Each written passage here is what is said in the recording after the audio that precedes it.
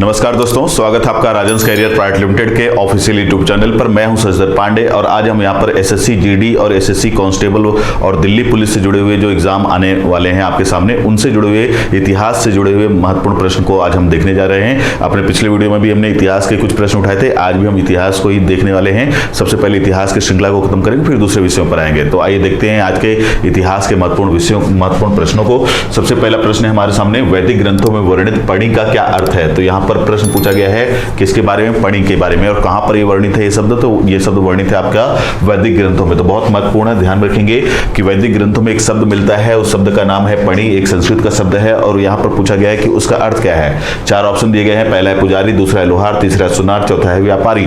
तो पणि जो है आपको दिखाई देगा कि वैदिक ग्रंथों में एक शब्द जो है वो व्यापारियों के लिए वर्णित है। किसके लिए? व्यापारियों के लिए। किसका व्यापार करते थे ये लोग? तो ध्यान रखेंगे, पशुओं का व्यापार। तो पशुओं का व्यापार करने वाले लोगों को पणि कहा गया है। कई जगहों पर पणि का अर्थ जो है वो पशुओं की चोरी करने वाले लोगों से भी लिया गया है। तो पशुओं की चोरी करने वाले व्यवसाय के तौर पर भी इस शब्द को देखा गया है। तो यहाँ पर अगर इस प्रश्न के हिसाब से बात किया जाए तो पणि का अर्थ क्या है? व्यापारी। तो ध्यान रखेंगे, बहुत महत्वपूर्ण है ये। अगला प्रश्न देखते हैं, महाभारत का वास्तविक नाम क्या था। तो चार ऑप्शन दिए गए हैं, वो ध्यान देना है आपको। सबसे पहले तो प्रश्न पर ध्यान दीजिएगा कि महाभारत का किसके बारे में पूछा गया है। तो एक हिंदू महाकाव्य जो है महाभारत, उसके बारे में पूछा गया है। और ये पूछा गया कि उसका वास्तविक नाम क्या दिखाई देता है। तो पहला ऑप्शन है बृहद कथा, दूसरा गीता, तीसरा बृहद संहिता और चौथा नाम दिया है जय संहिता। तो आपको पता होना चाहिए कि महाभारत जो है वो जैसे जैसे उसमें श्लोकों की और मंत्रों की संख्या बढ़ती गई वैसे वैसे उसका नाम महाभारत हुआ। प्रारंभ में उसका नाम क्या था? तो केवल नाम था उसका जय संहिता। ध्यान में रखना है, इस प्रश्न का जो सही जवाब है वो है जय संहिता। तो महाभारत का वास्तविक नाम था जय संहिता, बाद में इसका नाम भारत हुआ और फिर बढ़ करके महाभारत हो गया। तो ये सारी बातें इंपॉर्टेंट हैं। तो महाभारत का वास्तविक नाम हमें क्या दिखाई देता है? जय संहिता। ये याद रखना होगा आपको। अगला प्रश्न देखते हैं, वैदिक ग्रंथों में वर्णित अगन्या से क्या तात्पर्य है। तो यहाँ पर फिर से एक वैदिक काल से जुड़ा हुआ एक प्रश्न है और प्रश्न पूछा गया है एक शब्द के बारे में और वो शब्द है अगन्या। तो अगन्या का अर्थ बताना है आपको। यहाँ पर पहला ऑप्शन है पुजारी, दूसरा महिला, तीसरा गाय, चौथा है ब्राह्मण। तो आपको ये बताना है कि अगन्या किसे कहा गया है वैदिक काल के ग्रंथों में। तो वैदिक कालीन ग्रंथों में अगन्या कहा गया है गाय को। याद रखेंगे किसे कहा गया है? गाय को। और गाय को क्यों कहा गया है, क्यों, या इसका अर्थ क्या है अगन्या का? तो ये जान लीजिए, अगन्या का अर्थ होता है ना मारे जाने योग्य, मतलब जिसकी हत्या न की जा सकती हो। तो हिंदू परंपरा के अंतर्गत आज भी हमको ये दिखाई देता है कि गायों की हत्या नहीं की जा सकती, उन्हें नहीं मारा जा सकता। तो अगन्या कहा गया है किसे? गायों को। ये आपको याद रखना होगा, बहुत महत्वपूर्ण है, ये याद रखेंगे आप। तो इस प्रश्न का जो सही जवाब है वो क्या है? ऑप्शन सी, गाय। बढ़ते हैं अपने अगले प्रश्न की ओर। हमारा अगला प्रश्न है, वैदिक ग्रंथों में वर्णित संस्कारों की कुल संख्या कितनी है? 10, 12, 15 या 16। तो फिर से वही बात कि वैदिक ग्रंथों में एक परंपरा की बात दिखाई देती है हमको, एक तरह का प्रथा की बात दिखाई देती है, वो है संस्कार। तो एक संस्कार जो है आपने सुना होगा इनके बारे में। तो वैदिक ग्रंथों में ही इनकी बात है, इनकी चर्चा है। और अगर प्रश्न पूछा गया कि वैदिक ग्रंथों में संस्कारों की कुल संख्या कितनी वर्णित है, तो वैदिक ग्रंथों में संस्कारों की कुल संख्या है 16। याद रखेंगे कितनी संख्या है। तो वैदिक ग्रंथों के अनुसार संस्कारों की कुल संख्या 16 है। इनमें से कुछ संस्कार जो हैं अभी भी भारतीय परंपरा में प्रचलित हैं, जैसे कि आपने देखा होगा नामकरण संस्कार अभी भी होता है, अन्नप्राशन संस्कार, मुंडन संस्कार, विद्या आरंभ संस्कार, विवाह संस्कार, अंतिम संस्कार। तो ये जो संस्कार आप बोलते हैं ये इसी 16 संस्कार के अंतर्गत आते हैं। तो याद रखेंगे संस्कारों की कुल संख्या कितनी है? 16। तो बढ़ते अपने अगले प्रश्न की ओर। हमारा अगला प्रश्न है, निम्न में से किसकी अध्यक्षता में प्रथम बौद्ध सम्मेलन हुआ। तो यहाँ पर बहुत ही महत्वपूर्ण प्रश्न पूछा गया है कि यहाँ पर चार ऑप्शन दिए गए हैं, पूछा गया है कि निम्न में से किसकी अध्यक्षता में। पहला आनंद, दूसरा महाकश्यप, तीसरा मोगलीपुत्र, तीसरा और चौथा दिया है उपाली। इनमें से कौन सा व्यक्ति है जिसकी अध्यक्षता में प्रथम बौद्ध सम्मेलन। तो बहुत ही इंपॉर्टेंट है ये प्रश्न, ध्यान रखेंगे कि प्रथम बौद्ध सम्मेलन निम्न में से किसकी अध्यक्षता में हुआ। तो इस प्रश्न का जो सही जवाब है वो है महाकश्यप। प्रथम बौद्ध सम्मेलन का जो अध्यक्ष दिखाई देता है हमें, कौन दिखाई देता है? महाकश्यप दिखाई देता है। आपको ये भी याद रखना होगा कि जो प्रथम बौद्ध सम्मेलन हुआ था वो किस राजा के या किस शासक के शासन काल में हुआ था। तो वो था अजातशत्रु। तो अजातशत्रु ही वो पहला शासक है जिसके शासन काल में, या अजातशत्रु ही वो शासक है जिसके शासन काल में पहला बौद्ध सम्मेलन आयोजित हुआ था। और इस बौद्ध सम्मेलन का जो अध्यक्ष था वो कौन था? महाकश्यप। और ये बौद्ध सम्मेलन कहाँ हुआ था? तो ये राजगृह में हुआ था। तो बहुत महत्वपूर्ण है, ये ध्यान रखेंगे।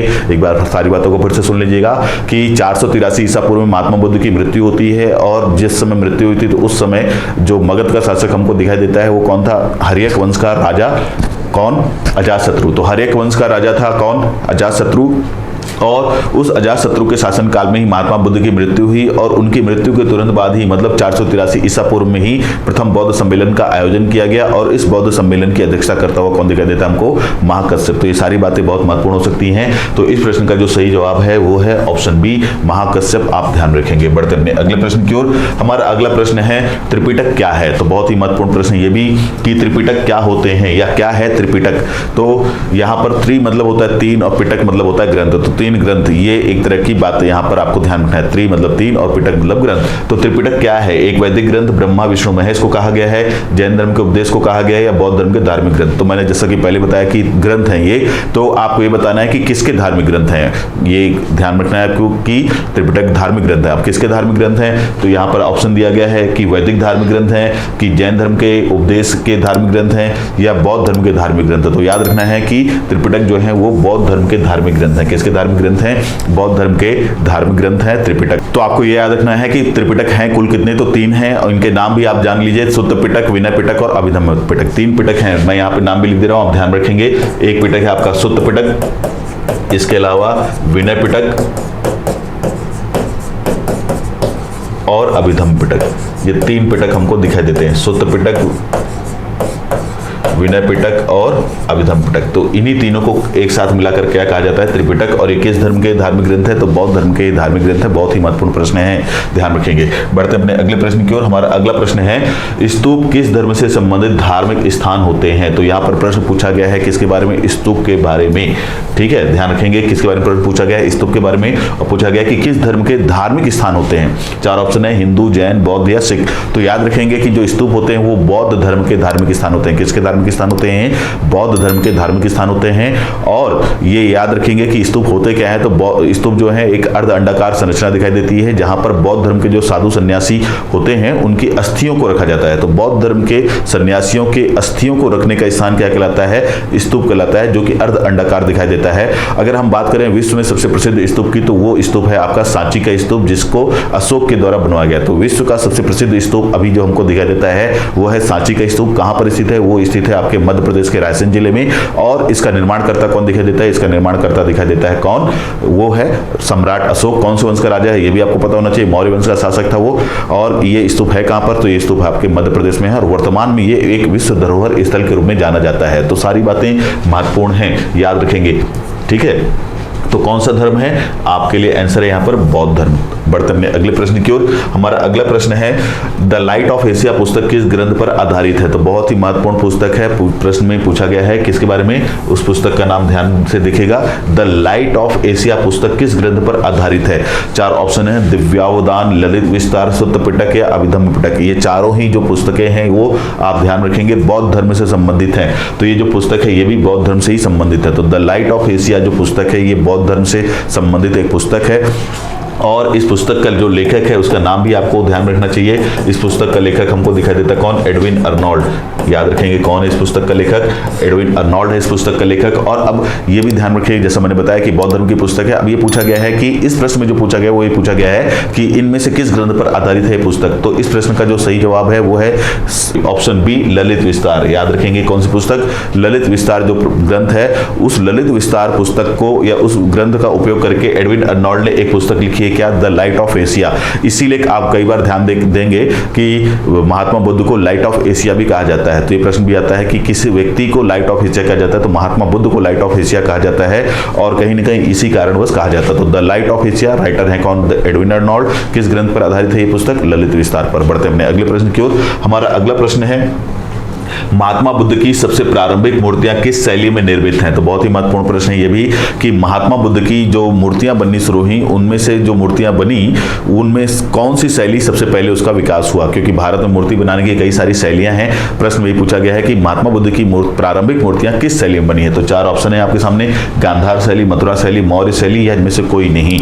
तो याद रखेंगे कि महात्मा बुद्ध की जो सबसे प्रारंभिक मूर्तियां बनती हुई हमको दिखाई देती हैं वो है गांधार शैली में। गांधार शैली क्या है? तो इसको हेलेनिस्टिक शैली भी कहा जाता है, और ये शैली जो है भारतीय शैली और यूनानी शैली का मिश्रण है। तो भारतीय मूर्ति निर्माण शैली और यूनानी या ग्रीक जिसको आप बोलते हो उसके मिश्रण से एक नई कला शैली, एक नई मूर्ति कला शैली का विकास हुआ, और उसी मूर्ति निर्माण कला शैली को ही हम लोग गांधार कला शैली के नाम से जानते हैं। और प्रश्न में पूछा गया है कि महात्मा बुद्ध की प्रारंभिक मूर्तियां किस शैली में बनी हैं, तो ध्यान रखेंगे इसी शैली में बनी है। कौन सी शैली में? गांधार शैली में। तो ये प्रश्न बहुत महत्वपूर्ण है, याद रखेंगे, और इसका आंसर है क्या? गांधार कला शैली। बढ़ते अपने अगले प्रश्न की ओर। हमारा अगला प्रश्न है प्राचीन काल का सबसे प्राचीन काल का प्रसिद्ध वल्लभी विश्वविद्यालय किस राज्य में स्थित था? तो प्रश्न में पूछा गया है क्या, किसके बारे में? वल्लभी विश्वविद्यालय के बारे में। तो प्राचीन काल के कई विश्वविद्यालय हैं जिनके बारे में आपने सुना होगा, जैसे कि तक्षशिला, जैसे कि नालंदा। वैसे ही एक विश्वविद्यालय आपको और दिखाई देता है, वल्लभी विश्वविद्यालय। अब प्रश्न पूछा गया कि किस राज्य में स्थित है? बिहार, उत्तर प्रदेश, बंगाल या गुजरात? तो इस प्रश्न का जो सही आंसर है वो है गुजरात। याद रखेंगे कि वल्लभी विश्वविद्यालय एक प्राचीन विश्वविद्यालय है, और ये वर्तमान भारत के गुजरात राज्य के आसपास स्थित था, या उस राज्य में ये हमको स्थित दिखाई देता है। अगर हम बात करें इसकी प्रसिद्धि की कि किस वजह से प्रसिद्ध था, तो ऐसा माना जाता है कि इस विश्वविद्यालय से पढ़े हुए जो छात्र होते थे वो प्रशासनिक क्षेत्र में बहुत ही विशेष होते थे, तो इसलिए इसका नाम विशेष माना जाता है। तो वल्लभी विश्वविद्यालय कहां पर मिला है? ये इसका लोकेशन हमें गुजरात में। बढ़ते हैं अपने अगले प्रश्न की ओर। हमारा अगला प्रश्न है महावीर स्वामी का जन्म कहाँ हुआ था? महावीर स्वामी आपको पता ही होगा कि जैन धर्म के तीर्थंकर हैं। जैन धर्म के बारे में भी आपको थोड़ा सा आइडिया होना चाहिए कि जैन धर्म जो है उसमें कुल 24 तीर्थंकरों की कल्पना प्रस्तुत की गई है, जिसमें सबसे पहले तीर्थंकर हमको दिखाई देते हैं ऋषभदेव या आदिनाथ, और 23वें दिखाई देते हैं पार्श्वनाथ, और 24वें हमको दिखाई देते हैं महावीर स्वामी। तो महावीर स्वामी को ही जैन धर्म का वास्तविक संस्थापक भी कहा जाता है। अब ये प्रश्न पूछा गया है कि महावीर स्वामी जो है उनका जन्म स्थान हमें क्या दिखाई देता है? तो 4 ऑप्शन है, पहला कुंडग्राम, दूसरा पाटलिपुत्र, तीसरा मगध और चौथा है वैशाली। तो याद रखेंगे कि महावीर स्वामी जो कि 24वें तीर्थंकर हैं जैन धर्म के और वास्तविक संस्थापक हैं जैन धर्म के, उनका जन्म जो है कुंडग्राम में हुआ था। कहां पर? कुंडग्राम में। तो इस प्रश्न का सही जवाब है ऑप्शन ए, कुंडग्राम। बढ़ते हैं अपने अगले प्रश्न की ओर। हमारा अगला प्रश्न है महावीर स्वामी का निर्वाण स्थल क्या है? तो अभी हमने जन्म स्थान की बात की, और अब हमको देखना है कि उनका निर्वाण स्थल क्या है, यानी कि जहां पर उनकी मृत्यु हुई, जहां पर उन्हें मोक्ष प्राप्त हुआ। तो ये भी महत्वपूर्ण प्रश्न है, क्योंकि ये भी आता है कि उनका निर्वाण स्थल क्या है। तो निर्वाण स्थल के बारे में 4 ऑप्शन है, राजगीर, रांची, पावापुरी और समस्तीपुर। तो आपको सही आंसर पता होना चाहिए, और महावीर स्वामी का निर्वाण स्थल या मोक्ष स्थल जो हमको दिखाई देता है वो है क्या? पावापुरी। पावापुरी की जो लोकेशन है वो कहां पर थी, किस महाजनपद के अंतर्गत आता था पावापुरी? तो ध्यान रखेंगे वो मल्ल महाजनपद। तो प्राचीन काल में 16 महाजनपदों में से एक महाजनपद था मल्ल महाजनपद, और उसी मल्ल महाजनपद का एक शहर, एक राजधानी थी उसकी पावापुरी, और उसी पावापुरी में महावीर स्वामी को क्या प्राप्त हुआ? निर्वाण। तो बहुत ही महत्वपूर्ण है, ये याद रखेंगे। बढ़ते हैं अपने अगले प्रश्न की ओर। हमारा अगला प्रश्न है स्यादवाद किस धर्म का धार्मिक सिद्धांत है?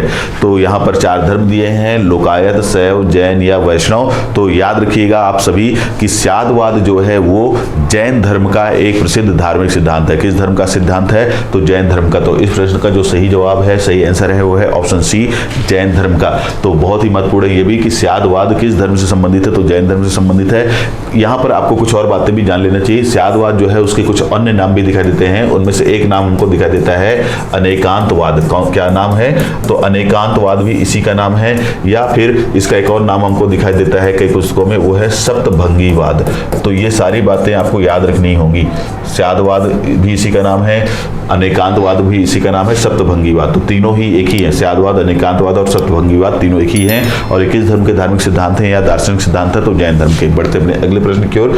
हमारा अगला प्रश्न है महावीर स्वामी के प्रथम शिष्य कौन थे? तो 4 ऑप्शन दिए गए हैं, उनकी बात कर लेते हैं। प्रश्न पूछा गया है कि महावीर स्वामी के प्रथम शिष्य कौन थे?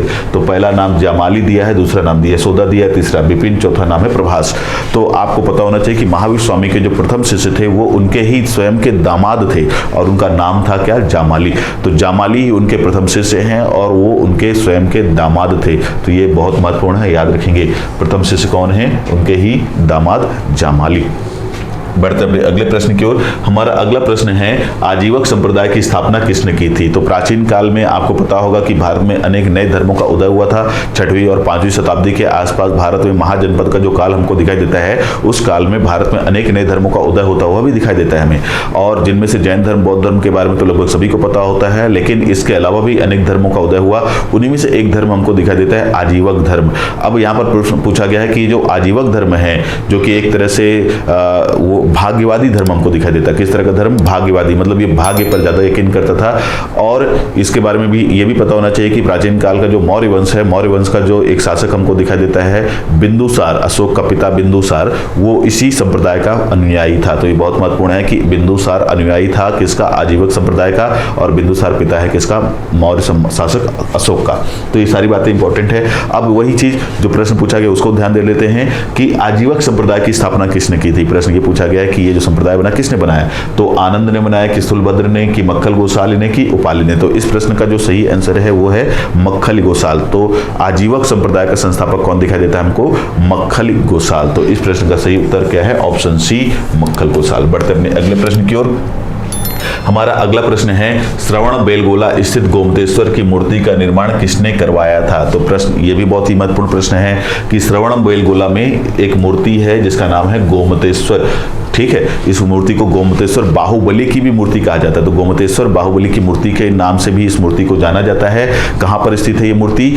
तो ये मूर्ति स्थित है आपके श्रवण बेलगोला में। ठीक है, तो प्रश्न को एक बार ध्यान से देखिएगा। श्रवण बेलगोला स्थित गोमतेश्वर की मूर्ति का निर्माण किसने करवाया था? तो जैसा कि मैंने बताया कि इस मूर्ति को गोमतेश्वर बाहुबली की मूर्ति के नाम से भी जाना जाता है। साथ ही साथ ये भी बताया गया कि श्रवण बेलगोला में स्थित है। अब ये भी पता होना चाहिए आपको कि ये श्रवण बेलगोला कहाँ स्थित है। तो श्रवण बेलगोला की लोकेशन हमको दिखाई देती है कहां पर? कर्नाटक में। तो कर्नाटक का आपको एक स्थान दिखाई देगा श्रवण बेलगोला, वहीं पर एक मूर्ति है गोमतेश्वर बाहुबली की। अब ये पूछा गया है कि इस मूर्ति को बनाने वाला व्यक्ति कौन है या बनवाने वाला व्यक्ति कौन है? तो ऑप्शन ए है चामुंड राय, ऑप्शन बी है कृष्ण प्रथम, ऑप्शन सी है कुमारपाल और ऑप्शन डी है तेजपाल। तो इस प्रश्न का जो सही जवाब है वो है चामुंड राय। ध्यान रखेंगे, चामुंड राय ने ही इस मूर्ति का निर्माण करवाया था। कौन सी मूर्ति? श्रवण बेलगोला की गोमतेश्वर बाहुबली की मूर्ति। बढ़ते हैं अपने अगले प्रश्न की ओर। हमारा अगला प्रश्न है नैनार कौन थे? शैव थे, शाक्त थे, वैष्णव थे या सूर्य उपासक थे? तो नैनार जो है वो एक संप्रदाय है, एक विभाजन है हिंदू धर्म के अंतर्गत ही। अब ये प्रश्न पूछा गया कि नैनार थे कौन? ठीक है, तो प्रश्न को ध्यान रखिएगा कि नैनार कौन थे। तो नैनार जो हैं दक्षिण भारत में शैव संप्रदाय के अंतर्गत आने वाले लोग हैं। तो वास्तव में नैनार कौन थे? शैव थे। तो इस प्रश्न का जो सही जवाब है वो है ऑप्शन ए, शैव। तो नैनार दक्षिण भारत में शैव धर्म को मानने वाले या भगवान शिव की उपासक के रूप में हमको दिखाई देते हैं। इन्हीं के समानांतर हमको दक्षिण भारत में जो वैष्णव धर्म के उपासक दिखाई देते हैं या भगवान विष्णु के अवतार के उपासक दिखाई देते हैं, उनको हम लोग अलवार कहते हैं। तो दोनों ही आपको याद रखना होगा, नैनार और अलवार। तो नैनार जो हैं वो दक्षिण भारत में भगवान शिव की पूजा या उसके उपासक के रूप में दिखाई देते हैं, जबकि अलवार जो वो हमको विष्णु के उपासक के रूप में दिखाई देते हैं। कहां पर? दक्षिण भारत में। तो नैनार है शैव और अलवार हैं वैष्णव। बहुत महत्वपूर्ण है, ध्यान रखेंगे। बढ़ते अपने अगले प्रश्न की ओर। हमारा अगला प्रश्न है उज्जैन का प्राचीन नाम क्या है? तो ये भी आपके लिए महत्वपूर्ण है। किसके बारे में पूछा गया है? उज्जैन के बारे में। उज्जैन जो है आपको पता होगा कि प्राचीन काल में 16 महाजनपदों में से एक महाजनपद जो था उससे रिलेटेड है ये प्रश्न। तो आपको यही पूछा गया है कि उज्जैन का प्राचीन नाम क्या है? तो ऑप्शन ए है तक्षशिला, ऑप्शन बी है इंद्रप्रस्थ, ऑप्शन सी है अवंती और ऑप्शन डी है इनमें से कोई नहीं। तो प्राचीन काल में 16 महाजनपदों में से एक महाजनपद था अवंती, और उसी अवंती का वर्तमान नाम क्या दिखाई देता है हमको? उज्जैन। तो उज्जैन ही अवंती है या अवंती ही उज्जैन है, ऐसा आप याद रख सकते हैं। तो इस प्रश्न का जो सही आंसर होगा वो होगा क्या? अवंती। उज्जैन का प्राचीन नाम हमें इस प्रश्न के अकॉर्डिंग क्या दिखाई देता है? अवंती। बढ़ते हैं अपने अगले प्रश्न की ओर। हमारा अगला प्रश्न है पाटलिपुत्र की स्थापना किसने की थी? उदयन ने, अशोक ने, बिंबिसार ने या महापद्मनंद ने? तो बहुत ही महत्वपूर्ण प्रश्न है ये भी कि पाटलिपुत्र जो शहर है जिसे आज आप वर्तमान में किस नाम से जानते हैं? पटना के नाम से जानते हैं, जो वर्तमान में बिहार की राजधानी। तो वर्तमान बिहार की राजधानी पटना, जिसका प्राचीन काल में नाम क्या दिखाई देता है? पाटलिपुत्र, वो प्राचीन काल का एक महान शहर था और ये मगध वंश की राजधानी थी, मगध साम्राज्य की राजधानी थी। ध्यान रखेंगे कि प्राचीन काल में ये मगध साम्राज्य की राजधानी थी और इस पर अनेक राजवंशों ने शासन किया है। तो बहुत ही महत्वपूर्ण है, कौन सा साम्राज्य? मगध साम्राज्य की राजधानी थी, जिसका वर्तमान नाम क्या है? पटना। और ये किसकी राजधानी है? वर्तमान भारतीय राज्य बिहार की राजधानी है। अब प्रश्न ये पूछा गया है कि इस शहर की स्थापना किस व्यक्ति ने करवाई थी? तो option A Udayan, option B Ashok, option C Bimbisara और ऑप्शन डी हमें कौन दिखाई देता है? महापद्मनंद। तो इस प्रश्न का सही आंसर है उदयन। ध्यान रखेंगे किसने स्थापित किया? तो ऑप्शन ए जो यहाँ पर दिया है उदयन, वही इस शहर का संस्थापक है। ये उदयन जो है वो किस वंश का शासक था? तो याद रखेंगे हर्यक वंश का शासक था। कौन से वंश का? तो हर्यक वंश का एक शासक उदयन हमें दिखाई देता है और ये उदयन ही है जिसने प्राचीन पाटलिपुत्र शहर की स्थापना की थी, जो बाद में किसकी राजधानी के रूप में विकसित होता है? मगध की राजधानी के रूप में विकसित होता है। और साथ ही साथ ये भी याद रखना है कि जो पाटलिपुत्र है, कभी कभी यही प्रश्न आता है कि किन दो नदियों के संगम पर स्थित है? तो गंगा और सोन नदी के संगम पर है। तो गंगा और सोन नदी के संगम पर यह शहर स्थित है, पाटलिपुत्र या पटना। तो बहुत महत्वपूर्ण है सारी जानकारी आपके लिए। बढ़ते अपने अगले प्रश्न की ओर। हमारा अगला प्रश्न है मगध महाजनपद की प्रथम राजधानी क्या थी? तो मगध महाजनपद के बारे में प्रश्न पूछा गया है और अभी जिसके बारे में चर्चा ही कर रहा था, तो मगध महाजनपद की प्रथम राजधानी के बारे में प्रश्न है। ये 4 ऑप्शन है, पाटलिपुत्र, राजगृह, वैशाली या इनमें से कोई नहीं। तो याद रखेंगे मगध महाजनपद की जो प्रथम राजधानी हमको दिखाई देती है वो दिखाई देती है राजगृह या गिरिव्रज, या उसका एक और नाम दिखाई देता है तो राजगृह, गिरिव्रज या राजगीर। तो इस तरह से 3 नाम उसके दिखाई देते हैं। तो ये आपको याद रखना है, राजगीर या गिरिव्रज या राजगृह, ये तीनों वही है। तो ऑप्शन बी इस प्रश्न का सही जवाब है। और ये राजगृह की लोकेशन वर्तमान में हमको कहाँ दिखाई देती है? तो वर्तमान में इसकी लोकेशन हमको भारतीय राज्य बिहार में दिखाई देती है। तो बिहार में ही आपको राजगीर भी स्थित दिखाई देता है, जिसे हम राजगृह के रूप में भी जानते हैं। तो ये सारी बातें आपको याद रखना है। तो किसके बारे में है ये?